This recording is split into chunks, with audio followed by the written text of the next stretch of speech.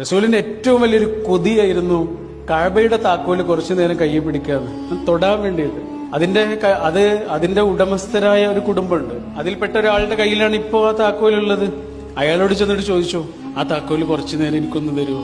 ഉസ്മാൻ, കുറച്ചു നേരം ഞാനൊന്ന് പിടിക്കട്ടെ അത്. ഇല്ല മുഹമ്മദ്, അതിനുള്ള യോഗ്യത നിനക്കില്ലടാ, തരൂല. റസൂല് പിന്നെയും ചോദിച്ചു, കുറച്ചു നേരം. തൊടാനാണ്, അള്ളാഹുവിന്റെ ഭവനമാണ്, ആദി പ്രവാചകന്മാർ കടന്നുപോയ പാതകള്, അവർ പണിത വീട്, അതിന്റെ താക്കോലല്ലേ, കുറച്ചു നേരം ഞാനൊന്ന് പിടിക്കട്ടെ. തരൂല മുഹമ്മദേ, നിനക്കതിനുള്ള യോഗ്യത ഇല്ലടാ. ആടുമേച്ച് നടന്ന ഒരുത്തൻ, ഇടയബാലനായി കടന്നുപോയ ഒരുത്തൻ ഇപ്പൊ എന്റെ അടുത്ത് വന്നിട്ട് താക്കോല് ചോദിക്കുക, തരൂല. നബി ഇങ്ങനെ നിന്നിട്ട് വളരെ ശാന്തമായി അദ്ദേഹത്തോട് പറഞ്ഞു, അതെന്റെ കയ്യിൽ എത്തുന്നൊരു ദിവസമുണ്ട് ഉസ്മാൻ, ഈ താക്കോല് എന്റെ കയ്യിൽ എത്തുന്നൊരു ദിവസമുണ്ട്, അന്നതെന്ത് ചെയ്യണമെന്ന് ഞാൻ തീരുമാനിക്കും. ഇല്ല മുഹമ്മദ്, അങ്ങനെ ഒരു ദിവസം ഉണ്ടാവില്ല. അങ്ങനെ ഒരു ദിവസം എങ്ങാനും ഉണ്ടായാൽ അത് അറേബ്യയുടെയും ഖുറൈശികളുടെയും അവസാനമായിരിക്കും. അതൊന്നുമല്ല, അറബികളും ഖുറൈശികളും അന്ന് നല്ല നിലയിൽ തന്നെ ആയിരിക്കും.